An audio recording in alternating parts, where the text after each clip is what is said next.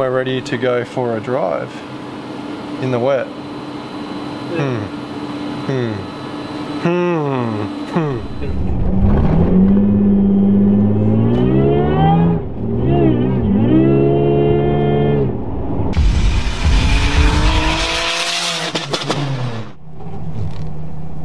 How's the tune looking so far? Haven't got any. We're up the hill. I think Andy's expecting us to come ripping past. I can't give you a can I? Go on.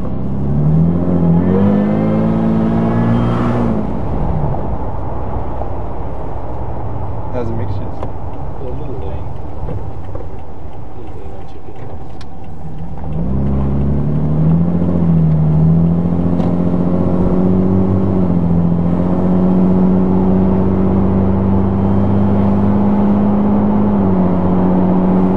Shifts nicely, eh?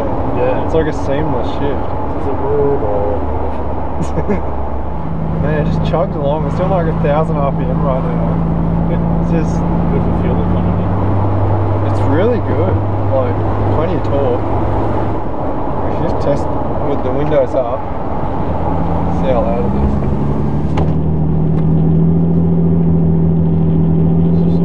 It is a bit louder than normal, but nothing too. Oh, would you say it's drony?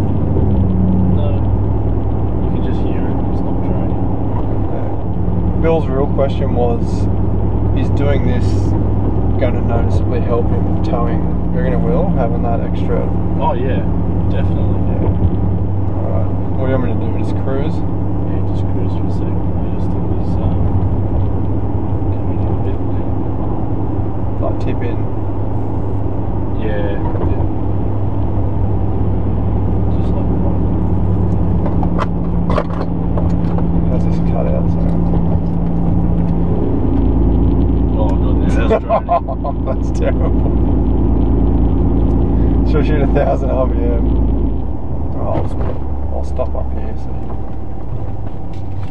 do some research. So for those of you who are new to the tuning side of automotive or EFI or just curious, this is kind of what happens. Every program's obviously different, every ECU, but you basically got tables that are defined by RPM and load or airflow for fueling, for instance. Yeah, so what we're going to do is just cruise around and make sure the fueling's okay before we give it anything. Yeah. So how do you tune for a supercharger? Because it basically comes on, you just fatten it right up. Yeah, it doesn't have to be right up, but yeah, you need it to enrich it as you get into boost, and with this type of supercharger you come into boost really quickly, pretty much as soon as the throttle opens up. What is this type of supercharger? It's a roots type supercharger, yeah. You have two types of roots or top mount type superchargers. You have the roots, the classic root style, which doesn't compress any air inside the supercharger body, and then you have the screw type top mount superchargers. Which is what this is? No, this is a roots, so it has two male intermeshing rotors. Yeah. A screw type rotor actually compresses the air between the rotors and has a male and a female rotor as it goes in together. So these have two rotors that are the same. Yes. And just mesh in together. Yeah. It's actually technically a blower because it doesn't compress the air inside the supercharger. It just moves the air. So it moves the air really quickly, and then it compresses itself in the plenum. So the 10 psi happens in the plenum. Whereas a Lysham or a Whipple style supercharger compresses the air internally inside the rotors. So there's a female and a male, and they come together and squash the air inside the rotors, where the rotors mesh. Yeah, and then that flows into the engine. And then that flows into the engine, yeah. And then you have centrifugal superchargers, which is kind of like a belt-driven turbo. Yeah. Yeah, so like the turbine housing is a pulley, essentially. Yeah. Alright. Well, at idle, it's dead quiet. Yeah. You might even have some luxury turn on the aircon. There we go. Idled up with the aircon. All the creature comforts are working still. Let's cruise and see if we can get some fueling action happening. Yeah. Guess the sideways action. I mean, no, straight ahead. Straight ahead. Stuff. Straighty 180. Right, how much do you want me to load it up?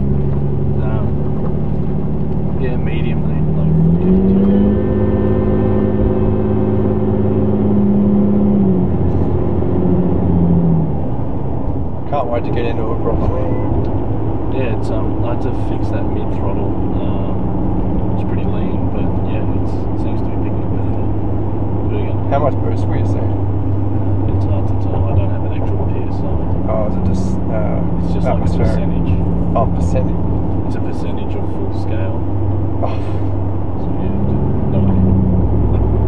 Maybe we should go back to the shop and hook the boost gauge up. Yeah, if you want. Yeah, let's do that.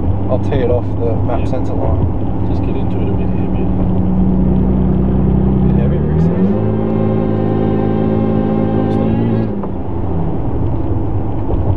It didn't want to pick up that. Yeah, it went really lean. I'm just going to take it down and just add 5%. How is the chip torque software? Is it chip torque software? Yeah, it's okay. You know, obviously I haven't used it that much, so I'm getting used to it. But yeah, it's a little bit too keyboard intensive. But hey, it could be just me because I'm not used to it. To be fair to the software. I'm guessing it's probably still got some pretty lame Spark Advance. Yeah, it's just standard plus whatever the standard map is from chip torque. Mostly standard, just a couple of degrees retard. But I think the air intake that you put in really changed the whole MAF scaling because they had a lot of fuel taken out. Yeah. Whereas I had to add it back in, and also your small pulley and all that was different.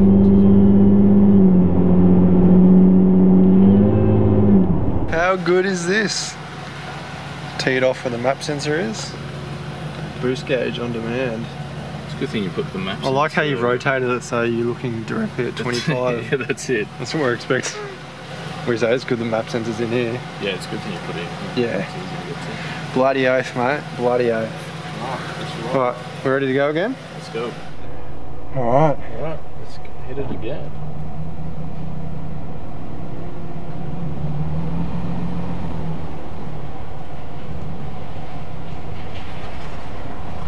Oh no. Software crashed. I think it's like blue screen at the... Kind of. Close on this side. Hey, savage.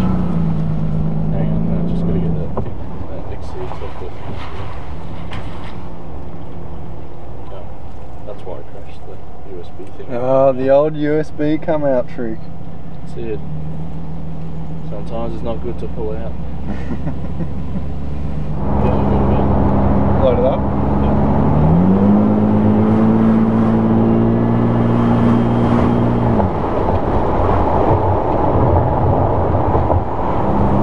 Tiny baby boost. Can't see that.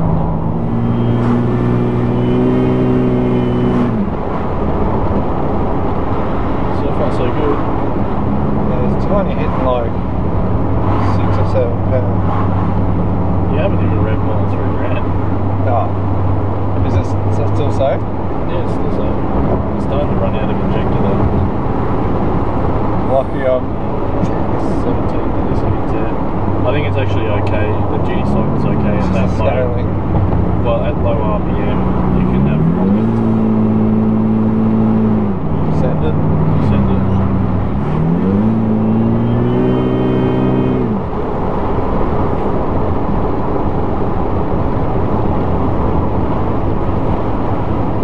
That's still safe? Yeah. I'll let you know if it's not.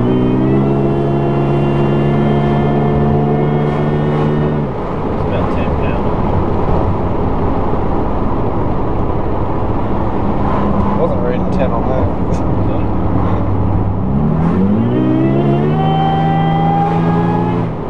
And it's about 7 or 8. Jesus, you're going to need an even smaller pool. Intake temps are still really good. Yeah. What were we saying? 27. Shit, that's good. Fairly good. That's probably like almost ambient. Yeah. This thing normally has ambient. Yeah, I was going to say, do we have an ambient? Do we like an Info. North, I think 20. That's really good. Yeah. Should we hit the highway? Yeah. So we're pretty right for full throttle? Yeah, seems to be pretty good so far.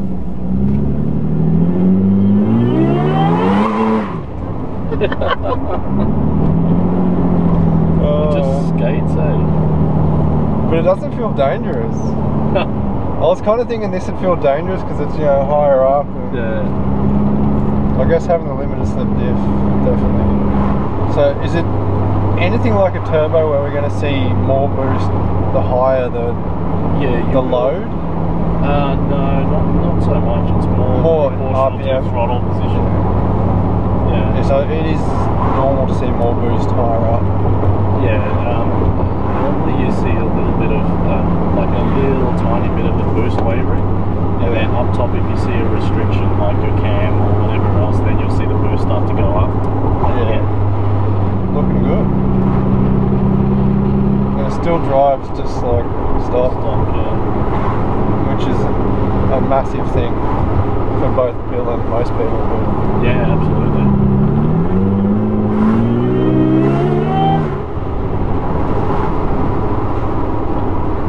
Wants to go. It does. I wonder how much spark advance we can throw at this.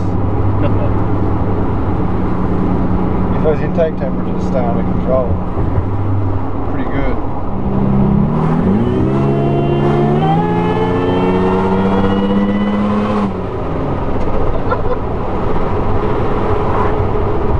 It gets up there pretty quick.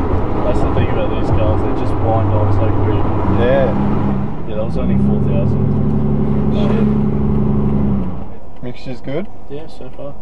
What are you saying? It is starting to 0.8 lambda. It's about 11.7. Oh, it's perfect. Yeah. Well But it is about 4,000 is where it starts to run out of pump. Told ya. I told ya. See if it carries it through though, you know.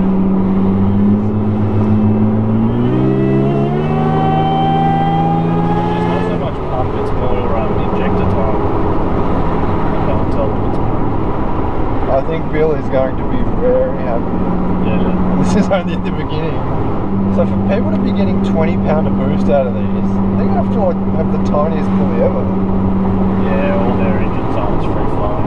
Like Yeah. Maybe they have stock headers and stuff. Yeah, so I guess it's not making as much boost, but just having the engine breathing, Yeah. it's still making the power that, Yeah. say, 20 pound of boost would make. Yeah. We're making it with 10. So it's in layman's. It's a bit different because on a turbo, you're regulating the speed of the turbo based on manifold pressure as a feedback loop. So it's a mechanical closed loop system because the higher the intake pressure, the more the wastegate opens, so it leads off more boost. So you always maintain a constant boost pressure, right? That's the control system for a turbo. Yeah. But with a supercharger, you're connecting the supercharger speed with the engine speed, so it's proportional to engine speed. Yeah. And for each revolution of the supercharger, you displace a certain amount of air. So in this case, it's going to be 90 cubic inches, I think it is, 90 cubic inches per revolution, which means that if your engine at a particular operating point in time consumes less air than what the supercharger is blowing in, you're going to see high boost pressure because it's pressure backing up. But if the engine at a particular point is more efficient than what the supercharger is putting in on top, then you're going to see a lesser boost pressure. Yes. So I suppose going to like a 112 or whatever, you'd be likely to see more boost. 112. Or like a bigger charger. 112. You see more boost because for each revolution it displaces it's flowing now. Yeah, like say 122 cubic inches of air per revolution. Yeah. And you would have that more makes boost. sense. The exhaust kind of works out well. It gets loud when you want it to, like when you step on it. But I think as you fill a bit of soot into the mufflers and the packing beds in and all that. Yeah, that's quiet. Yeah, when you're cruising. That's really quiet. So really, if we left that stock pulley on with all the mods, we'd be seeing like, I don't know, 3 pound of boost. Oh, yeah.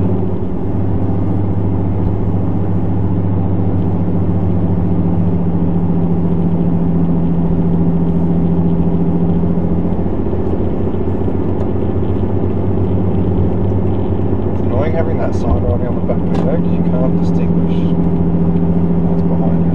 Yeah. Oh, it is police too.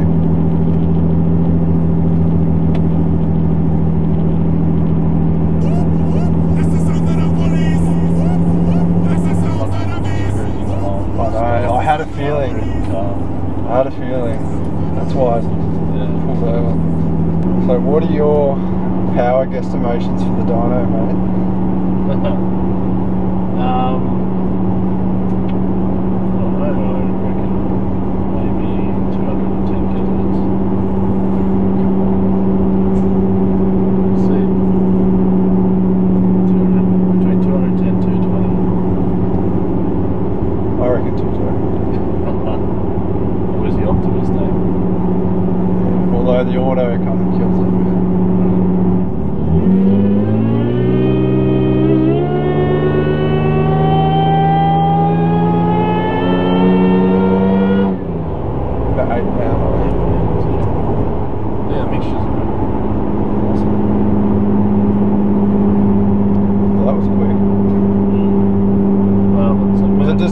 Percentage across the whole thing? Yeah, once I got a feel for it, I just put a percentage across just to get it going. That tuning experience. You kind of get a tease when you hear the supercharger starting to spool up. And, you want to send it? Send it. Oh, should I have another cutout?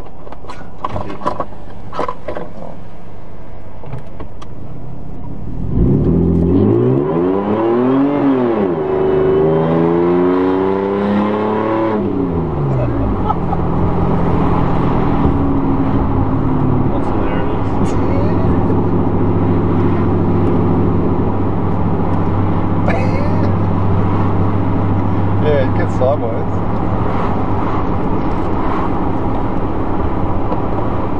Just so it's like mid-throttle skirts, just to make sure it's okay.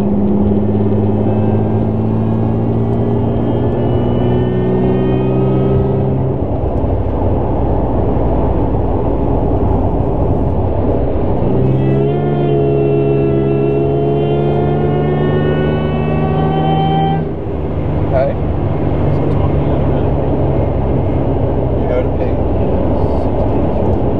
Might as well take it up this hill and see what it goes. This will test the intake temps. I'm hoping this is actually the intake temp in the intake, not just the air. Oh, this will be the air intake at the math. That's why it's so steady. It's not even off boost yet, is it?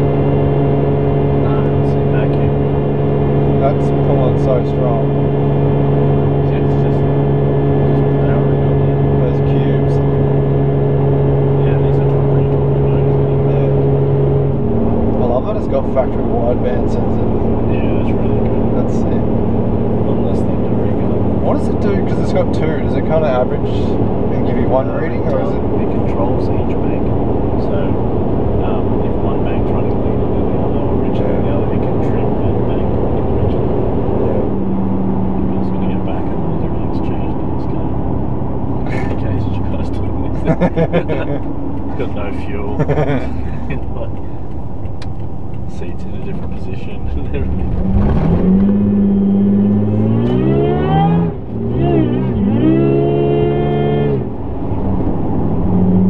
It's got a really direct throttle response.